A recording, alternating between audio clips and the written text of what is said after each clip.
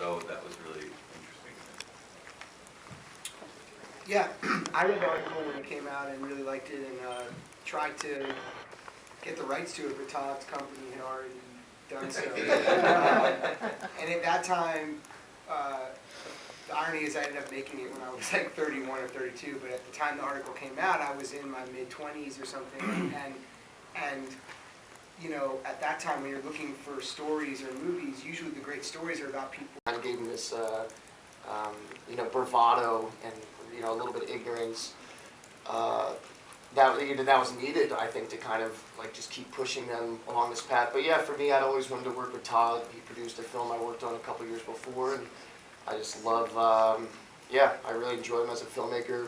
And then you throw in, you know, Jonah, and you know, you say Bradley Cooper's going to act in it and produce it. So for me, I didn't really have to juggle that too long. I was like, yeah, this is something I'd absolutely love to be a part of.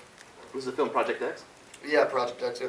Which Todd, you actually directed kind of like that first day or something. Nima directed. Did No, I I'm open up a saying, can of like- worms? I did, didn't What's I? that? Go ahead, who am I going to take first? Right here. Jonah, let's talk about that maniacal laugh and where that came from, and talk what you think about it when you heard it. You know, like the great fun of being in this movie, aside working from, you know, with everyone involved, is like that the character was so kind of outlandish, you know, colorful, deceitful, and manipulative, but also like everyone described him as very charming, and that when he wanted something he could charm anyone. And so that was like the great challenge. And then I worked with Todd and Michael Kaplan, who's our costume designer, like kind of building this character from like the hair, the tan, you know, being bigger, all the gold jewelry, and there was just like kind of one thing missing as we got really close. And I thought of people that you only met once or twice that you kind of remembered for the rest of your life, and I thought like why? And a lot of times it's because they had a really distinct laugh. And I was like, oh, I want to create a distinct laugh, but that also is not just a distinct laugh, but that this person would have, you know. So I showed Todd like right before, and he blessed it, and then we just kind of did it, you know.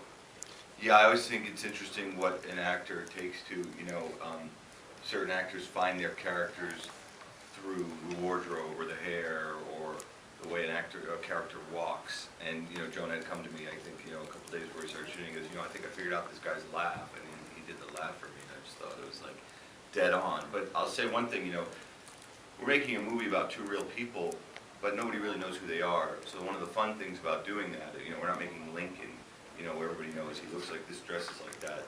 So we took a lot of liberties with those characters, and you know, Jonah and I talked a lot about giving Ephraim swagger. I actually never met Ephraim in real life. I don't know if he had quite the swagger that Jonah has, certainly not that laugh. But that's kind of what's fun about, you know, it's based on a true story, and you're able to kind of, the actors are able to give their characters real color in interesting ways. Hi, good morning. Hi.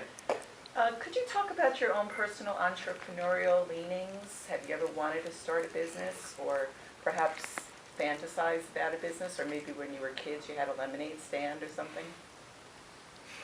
I have a business. I do. My wife is right there. She has a line of fine Indian foods. It's a kind of very successful business. An interesting way to see life. A line of what? Fine Indian foods. Oh. Maya Kaimal Fine Indian Foods. Oh, okay, there you go. There you go. That's a random fact. Me and my buddies in high school found like a spot where we could get graphing calculators pretty cheap. We felt like there was a good profit margin there. So we were kind of like black market dealing graphic calculators to all of our geometry friends in high school. The Afghan deal of calculators. Yeah, that's the next movie Todd's working on. So it was better than the sheets that your character? Yeah, it's pretty similar. Not much, yeah, it's like a similar crumb hustle. Anybody else? I when I was at NYU Film School, I drove a taxi in New York for 2 years. That was, I felt like I owned my own business with that little taxi. I guess I kind of did this job so I would never have to start a business.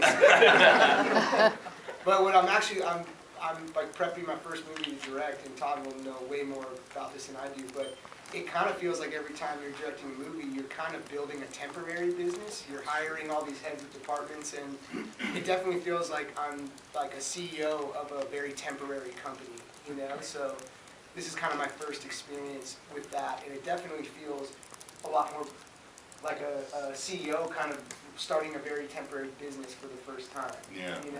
It's a- You're hiring these people, and you're giving them all this responsibility and stuff. Yeah. That's how I feel.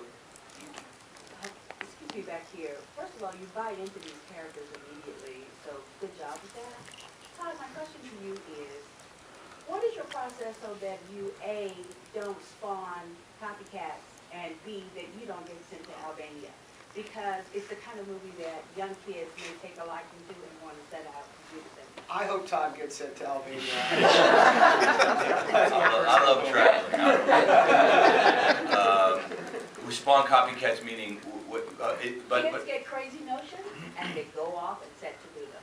but I don't think that's a bad thing in this case. I mean, these guys really didn't do anything wrong except being railroaded by the government. So I would think it's actually kind of a cool thing if it instills entrepreneurship in young people. This is not a movie about, they're not dealing drugs, they're not killing people. They ran a business, it's a very valid business. They just ended up getting a little bit railroaded in the end and made some bad decisions to kind of follow those things out. But no, I'm not worried about young people becoming, seeing an opportunity and taking advantage of it. If I could say something about that, this is really a millennial story in a lot of ways. Like, these kids got their way into places they would never, a generation ago, could never have got. The internet, the disintermediation, and just the ballsiness of them. They don't respect boundaries in the same way that prior generations do. So I see this, to Jonah's point, this is a lot about your generation coming of age and how much disruption is occurring.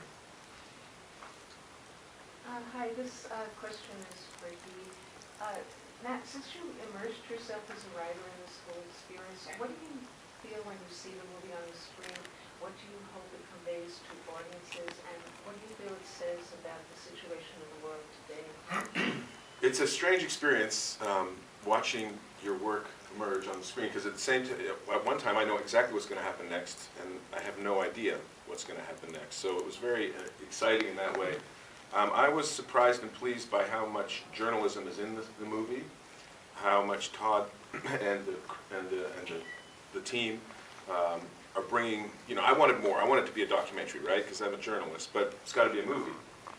But there's a lot of important issues being brought to the world about America's role in proliferating weapons, about the lack of responsibility of anyone in authority in this country. You know, you have the terror, the torture program is, of course, the fault of the Abu Ghraib prisoner, the guards. You know, this NSA surveillance is Edward Snowden's fault. And just like proliferation of weapons is these kids' fault. It's ridiculous. It seems to really kind of pitch and show a lot of the Middle East parts of the movie. And this year there have been a lot of comedies about these two, Tina Fey had a comedy and Bill Murray. This movie has a lot more than that. I was curious about marketing a movie, getting people to go see a movie like this, where they didn't go see those movies. Yeah, I mean, that's just, that's kind of I don't know what the question is, but the idea is, when you're putting a movie like this out in the summer, which is ultimately what's happening, you need to make a little noise with it. You need to kind of, the first materials out, I thought, were just sort of to make a little noise that there's a movie called War Dogs, because it's not The Hangover 2 or 22 Jump Street where people are waiting for it. So, and then I think with the later stuff we put out, and certainly the TV that's on, we're doing a pretty good job of capturing the tone of the movie, which is, I think, the most effective way to market a movie. But yeah, I mean, again, there's a lot of people involved. Warner Brothers marketing. It's not just us up here coming up with ideas.